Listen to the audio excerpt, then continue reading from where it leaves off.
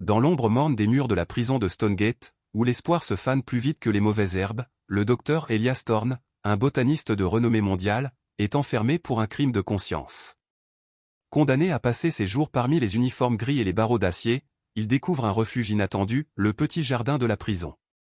Ce lieu, supposé apporter un brin de verdure aux âmes perdues, devient son laboratoire secret. Avec patience et ingéniosité, il transforme une terre stérile en un arsenal biologique, cultivant non pas des fleurs pour le plaisir, mais une fleur létale, dont une fleur rare, insignifiante aux yeux des gardiens, détient la clé de sa liberté.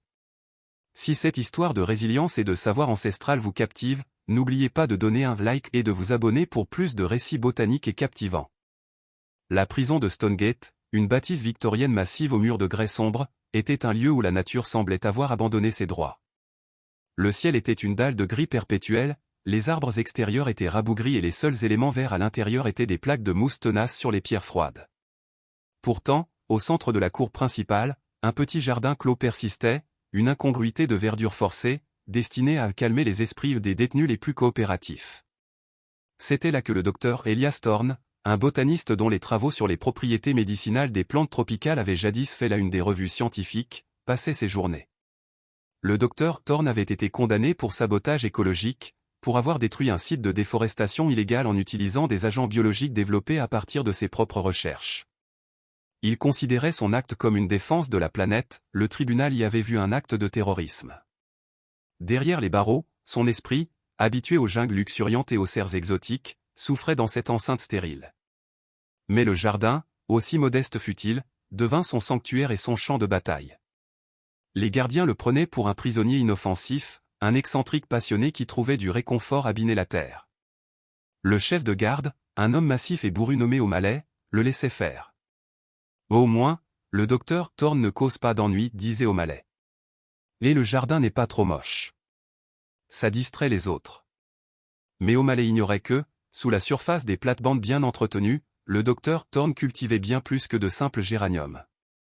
Son accès au jardin était une opportunité inespérée. Il avait étudié la flore locale, les mauvaises herbes qui poussaient à travers les fissures du goudron, les graines transportées par le vent. Avec son savoir encyclopédique, il identifia rapidement les espèces indigènes qui possédaient des propriétés chimiques intéressantes. Les orties, Urtica dioica, par exemple, riches en acide formique et en histamine, pouvaient causer des irritations cutanées sévères. La digitale pourpre, Digitalis purpurea, une plante commune dans la région, était une source de glycoside cardiotonique mortelle. Son objectif n'était pas de créer une bombe, mais un arsenal silencieux, indétectable. Un agent paralyseur, un acide capable de corroder le métal sans bruit, un puissant somnifère. Pour cela, il devait améliorer les plantes existantes, ou introduire de nouvelles espèces. Le défi était immense. Comment obtenir des semences? Comment cultiver des plantes potentiellement dangereuses sans éveiller les soupçons? Et comment extraire les principes actifs sans laboratoire? Thorne commença par les semences. Il passa des semaines à désherber méticuleusement les coins les plus reculés du jardin, y découvrant des graines de plantes sauvages transportées par le vent ou les oiseaux. Il les identifia, les tria, et commença à les cultiver dans des zones isolées du jardin, sous d'autres cultures plus communes. Son plus grand coup de chance fut de trouver, dans une fissure d'un mur extérieur, quelques graines de Datura stramonium, la stramoine, une plante très toxique riche en alcaloïdes, atropine, scopolamine, connue pour ses effets hallucinogènes et paralysants. C'était une perle rare. Il la cacha et la cultiva avec le plus grand soin. Pour les extractions, il transforma sa cellule en un laboratoire rudimentaire. Le filtre à café fourni pour le thé devint un filtre de Buchner improvisé. Les tasses en métal devinrent des bêchers. L'eau bouillante de la bouilloire, autorisée pour le thé, devint une source de chaleur pour la distillation et l'infusion. Il utilisa le savon de la prison pour créer des émulsions, l'eau de javel pour des réactions d'oxydation contrôlées. Les déchets de ces plantes aux feuilles coupées, racines devinrent les matières premières de ces extractions. Les gardiens inspectaient sa cellule, mais ils cherchaient des objets interdits, pas des traces de sève ou des cristaux microscopiques cachés dans les coutures de sa couverture. Le docteur Thorne était un jardinier, mais aussi un chimiste d'une patience infinie. Il savait que le temps était son allié. Chaque jour, une nouvelle plante était semée, une nouvelle goutte de principe actif extraite. Le jardin de Stonegate n'était pas seulement une parcelle de terre, c'était la promesse de sa liberté. Et la plus belle de ses fleurs allait bientôt éclore, portant en elle le secret de son évasion. Le docteur Thorne travaillait avec une discipline quasi monastique. Chaque parcelle du jardin avait été cartographiée dans son esprit, chaque plante étudiée pour ses propriétés et son potentiel. Il n'était pas un simple cultivateur, il était un ingénieur biologique, transformant le banal en l'exceptionnel. Son objectif principal était de créer un agent paralyseur et un acide silencieux. Pour l'agent paralyseur, il se concentra sur la Datura stramonium qu'il avait réussi à faire pousser, cachée parmi des tomates inoffensives. La stramoine est riche en alcaloïdes tropaniques, notamment l'atropine et la scopolamine, qui agissent sur le système nerveux central. Ces substances, en quantité contrôlée, peuvent provoquer une forte somnolence, une désorientation, et même une paralysie musculaire temporaire. Thorne n'avait pas besoin de les tuer, juste de les neutraliser discrètement. Il récoltait les feuilles et les graines de Datura, les faisant sécher minutieusement dans sa cellule, cachée sous son lit, à l'abri des regards. Puis, il les réduisait en poudre fine à l'aide d'une petite pierre et du fond de sa timbale en métal. Cette poudre était ensuite infusée dans de l'eau chaude au son ôté spéciale puis filtrée et concentrée par évaporation lente sur le radiateur de sa cellule. Il obtenait ainsi une pâte résineuse, riche en alcaloïdes. Il la stockait dans de minuscules sachets faits de papier de soie, des mouchoirs en papier, et camouflés dans l'ourlet de sa couverture. Pour l'acide, il s'était tourné vers une source plus inattendue, les racines de pissenlit, Taraxacum officinal, et les feuilles de rhubarbe, Rheum rabarbarum, toutes deux riches en acide oxalique. L'acide oxalique est un agent chélateur puissant capable d'attaquer les métaux, notamment le fer, en formant des complexes. Thorne avait besoin d'une concentration beaucoup plus élevée que celle naturellement présente. Il récoltait de grandes quantités de ces plantes, les réduisait en purée, et les faisait fermenter dans des bouteilles d'eau en plastique modifiées, utilisant le sucre de ces rations pour alimenter la fermentation. Le processus était lent et sentait mauvais, une odeur qu'il masquait en plaçant les bouteilles dans les toilettes de sa cellule, sous le couvercle, en prétextant des problèmes de plomberie. La fermentation augmentait la concentration d'acide oxalique. Il filtra ensuite le liquide, l'évaporant également pour obtenir des cristaux d'acide oxalique qu'il pouvait dissoudre au besoin. Il stockait ces cristaux dans de petits flacons faits à partir de manches de brosse à dents modifiées, scellés avec de la cire de bougie, obtenue lors de coupures de courant occasionnelles. Le plus grand danger était la détection. Les gardiens inspectaient le jardin. Mais Thorne était un maître du camouflage. Il cultivait ces plantes dangereuses au milieu de couvertures, des rangées de laitues, des herbes aromatiques, des fleurs colorées et inoffensives. La datura ressemblait à une plante de tomate immature. Le pissenlit était partout, et la rhubarbe, bien que visible, était une culture potagère commune. Il avait même créé des zones de mauvaises herbes plus denses pour camoufler ses plantes les plus précieuses. Personne ne soupçonnait qu'un jardinier cultivait en fait les outils de sa liberté. Au fil des mois, Thorne accumula son arsenal. Il avait suffisamment de pâte de datura pour neutraliser plusieurs gardiens. Il avait assez d'acide oxalique cristallisé pour corroder le métal des serrures ou des charnières.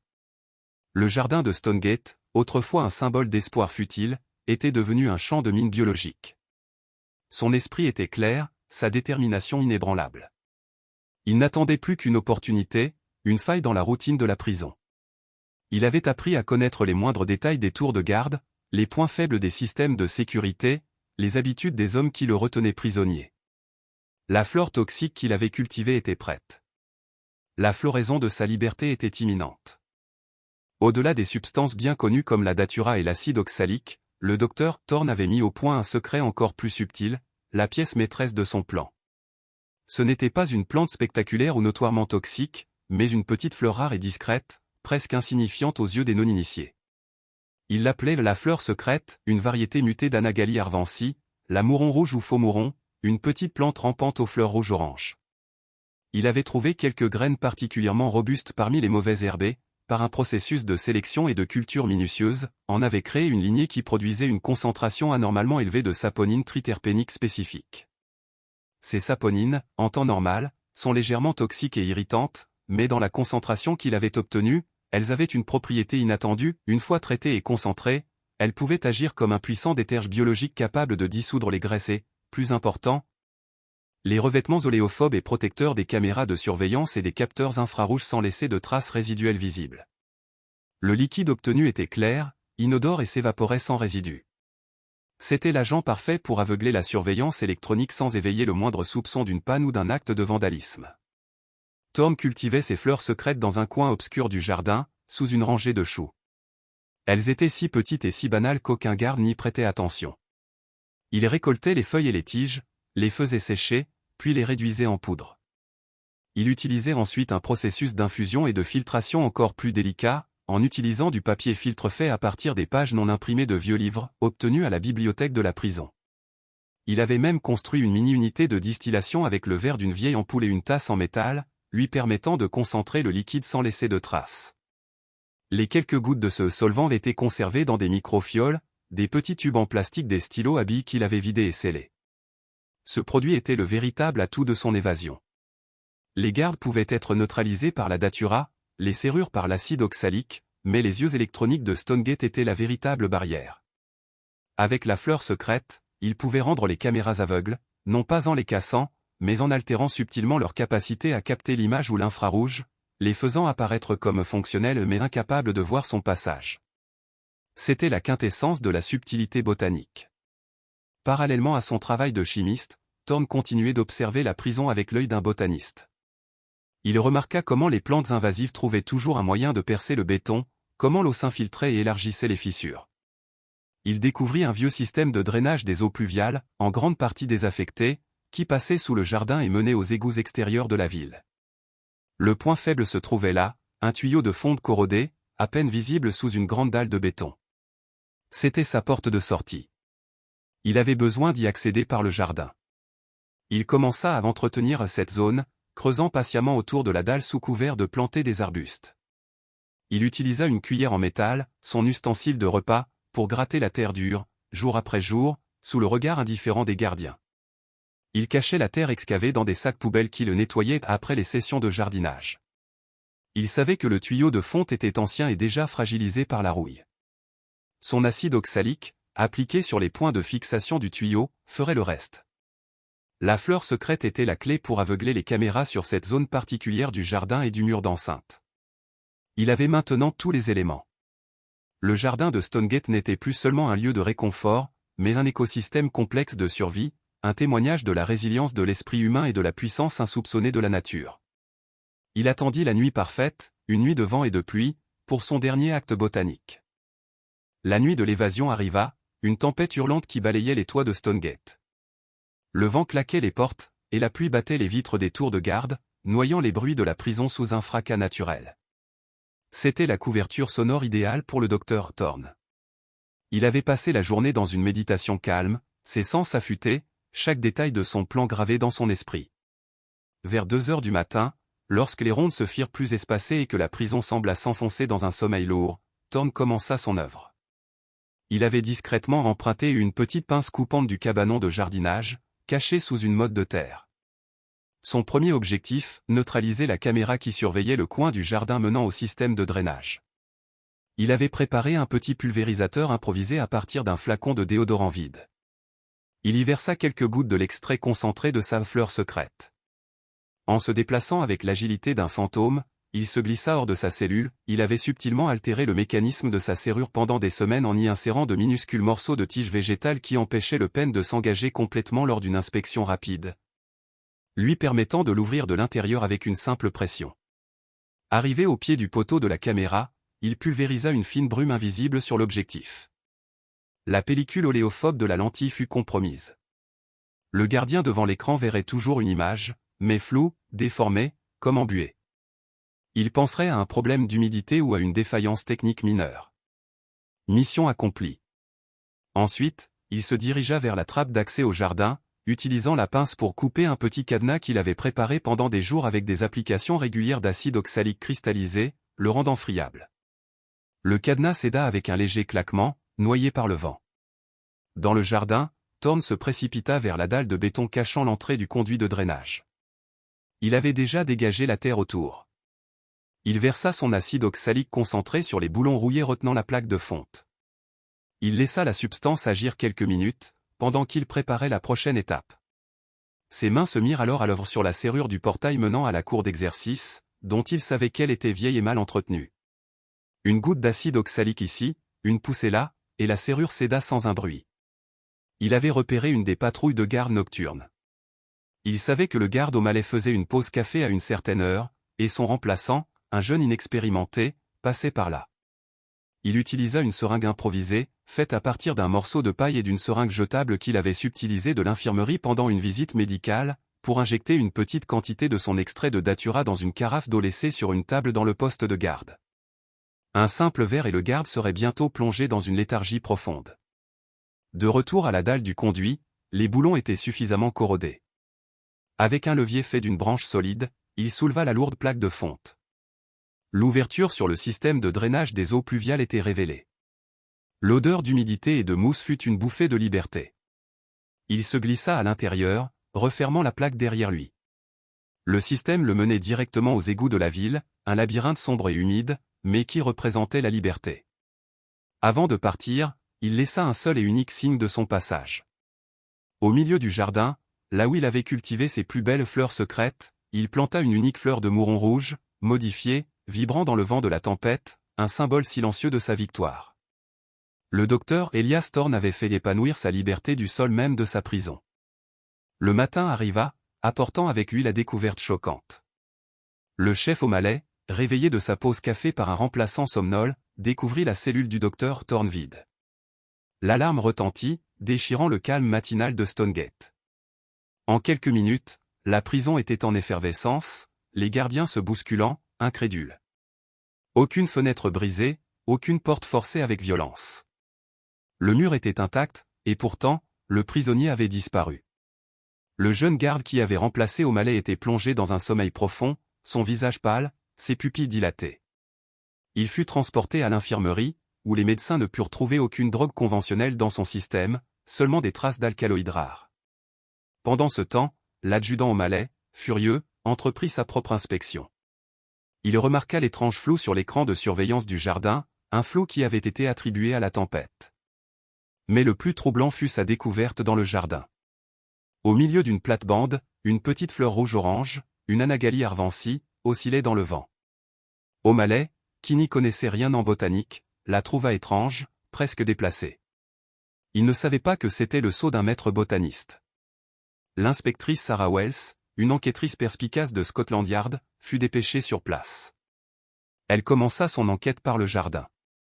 Elle fut immédiatement frappée par l'ordre inhabituel des plates-bandes, l'organisation méticuleuse qui contrastait avec le chaos de l'évasion. Elle fit analyser la fleur solitaire et découvrit des concentrations anormalement élevées de saponine triterpénique. Ce n'était pas une plante ordinaire. Elle se pencha ensuite sur le rapport médical du gardien endormi, intrigué par les alcaloïdes rares. Elle associa rapidement les deux éléments, les plantes comme outils. Son attention fut attirée par le petit cabanon de jardinage. Elle y trouva des traces d'une pince coupante utilisée pour sectionner des tiges et des boulons. Elle examina les vieux sacs de terre, trouvant des résidus de terre plus profondes, incompatibles avec la surface du jardin. Finalement, ces experts découvrirent la dalle de béton cachant le conduit de drainage. Les boulons du tuyau de fonte étaient étrangement corrodés, comme rongés par un acide faible. C'était la preuve. Thorne avait utilisé le jardin comme laboratoire, et les plantes comme instrument d'évasion. Et il a cultivé son propre chemin vers la liberté, murmura l'inspectrice Wells, admirative malgré elle. Et il a transformé le jardin en une arme, et ses connaissances en un passe-partout. La traque du docteur Elias Thorne fut lancée. Mais Sarah Wells savait qu'elle ne cherchait pas un simple criminel, mais un esprit brillant qui avait redéfini les limites de l'évasion.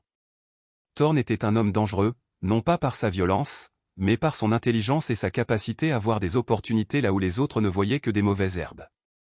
Son héritage botanique était à la fois un crime et un chef-d'œuvre.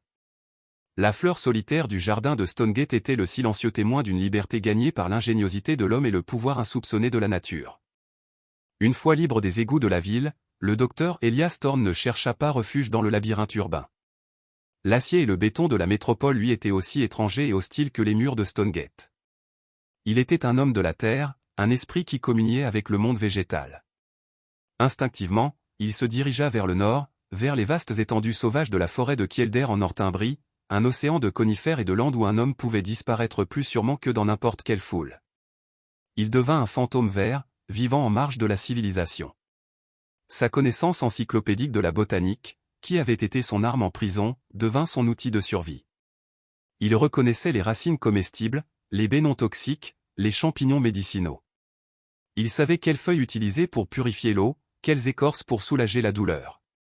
La forêt n'était pas un lieu de peur, mais son garde-manger, sa pharmacie, sa cathédrale. Il construisit un abri rudimentaire, camouflé avec une telle perfection qu'il était indiscernable du sous-bois. Il n'était pas seulement en train de se cacher, il se ressourçait, redevenant une partie de l'écosystème qu'il avait toujours défendu. Son but ultime n'était pas simplement de rester libre, mais de prouver son innocence. Il avait été le bouc émissaire d'une puissante corporation, Omnigène, qu'il avait menacé d'exposer pour ses pratiques de déversement chimiques illégaux. Omnigène avait orchestré le sabotage écologique pour lequel il avait été condamné, utilisant une version militarisée de ses propres recherches pour le piéger. Pendant ce temps, à Londres, l'inspectrice Sarah Wells menait sa propre chasse, une chasse qui devenait de plus en plus intellectuelle. Elle était fascinée par l'esprit de Thorne.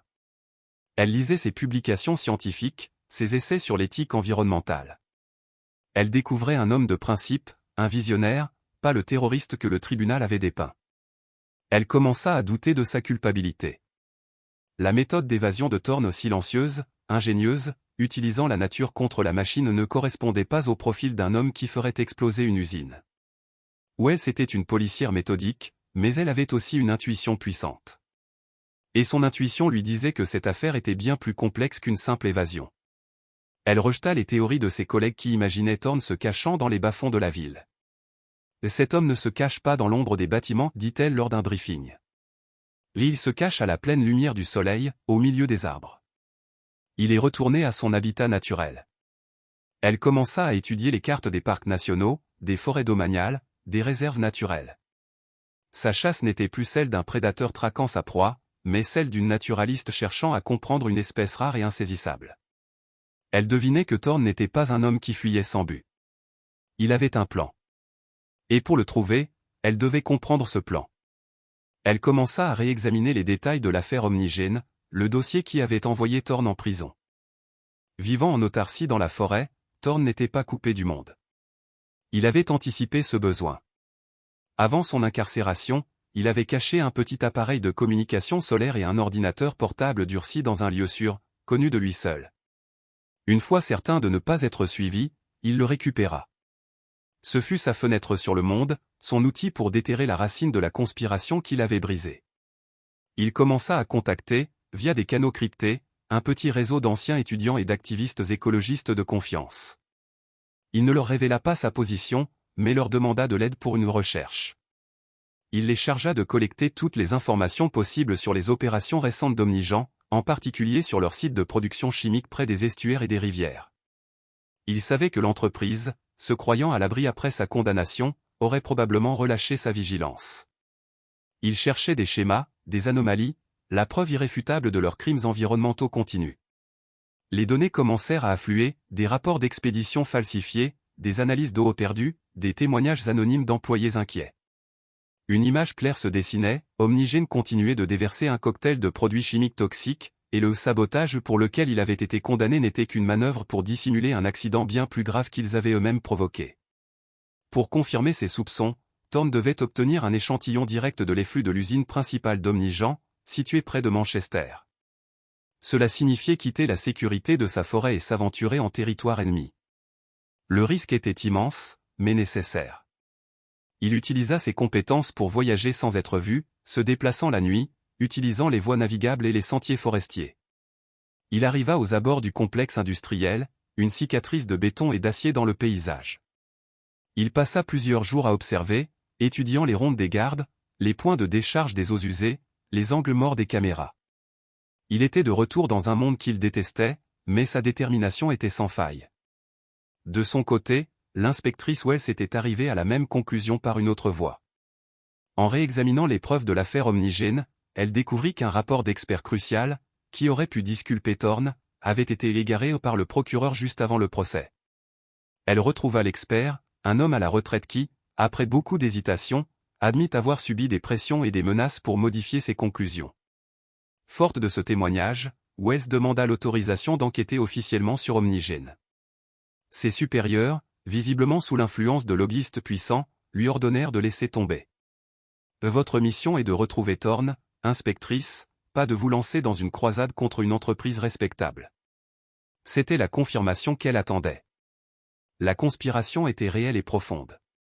Elle se retrouva face à un dilemme, obéir à une hiérarchie corrompue ou poursuivre une vérité qui la mettait en porte-à-faux avec la loi et la rapprochait dangereusement du fugitif qu'elle était censée arrêter. Elle choisit la vérité. Agissant en secret, elle commença sa propre enquête non autorisée sur Omnigène, sachant que chaque pas l'amenait plus près d'une confrontation inévitable, non seulement avec une corporation criminelle, mais aussi avec l'homme qu'elle traquait. Le point culminant de la quête du docteur Thorne ne fut pas une confrontation violente, mais un acte de génie botanique, une démonstration silencieuse et spectaculaire.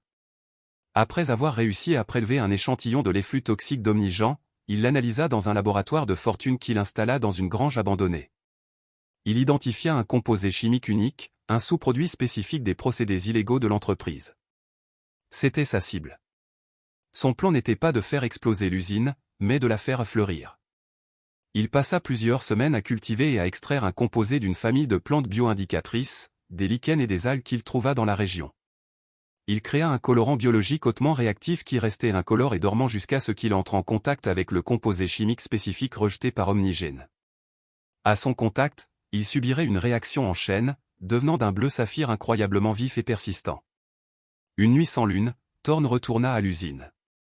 Il ne s'infiltra pas dans le bâtiment, mais dans le système d'évacuation des eaux. Il y introduisit plusieurs litres de son colorant biologique concentré. Le liquide incolore se mélangea au rejet de l'usine et s'écoula silencieusement dans la rivière voisine. Le lendemain matin, le monde se réveilla avec un spectacle stupéfiant. La rivière, sur plusieurs kilomètres, était devenue d'un bleu électrique, une couleur si vibrante et si anormale qu'elle ne pouvait être ignorée. C'était une signature, une accusation visible depuis le ciel. Simultanément, Thorne, via ses contacts, divulgua toutes les données qu'il avait recueillies et les analyses, les rapports falsifiés, les témoignages à un consortium de journalistes d'investigation. La bombe médiatique explosa en même temps que la rivière changeait de couleur. L'inspectrice Sarah Wells avait prévu l'action de Thorne. Son enquête secrète l'avait menée aux mêmes conclusions. Lorsque la nouvelle de la rivière bleue éclata, elle n'était pas surprise. Elle était prête. Alors que le PDG d'Omnigent tentait de nier maladroitement devant les caméras, Wells et son équipe, agissant sur la base des nouvelles preuves et de la pression publique écrasante, firent une descente au siège de la société.